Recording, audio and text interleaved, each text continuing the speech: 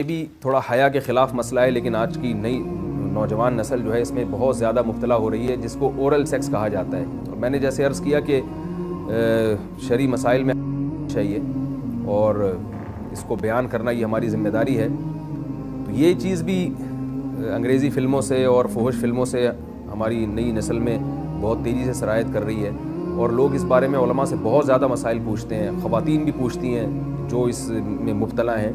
تو اس کا بھی مسئلہ اورل سیکس کے ذریعے اپنی خواہش کو پورا کرنا اس طور پر کہ ڈسچارج ہو جائے انسان عورت کے منہ میں، بیوی کے منہ میں، یہ بالکل حرام ہے، بالکل ناجائز ہے، کیونکہ منی ایک غلیظ اور ناپاک اور گندگی ہے اور ناپاک اور نجس چیز ہے۔ بعض حضرات یہ کہتے ہیں کہ منی پاک ہے، مگر یاد رکھیں منی کے پاک ہونے کے دلائل مضبوط نہیں ہیں، منی کے ناپاک ہونے کے دلائل بہت مضبوط ہیں۔ سب سے پہلی دلیل قرآن مجید میں آتا ہے الم نخلقکم من ماء مہین، ہم نے تمہیں غلیظ اور پلید پانی سے پیدا کیا، ذلیل پانی سے پیدا کیا ہے۔ تو اس میں بھی اشارہ ہے کہ منی ناپاک چیز ہے۔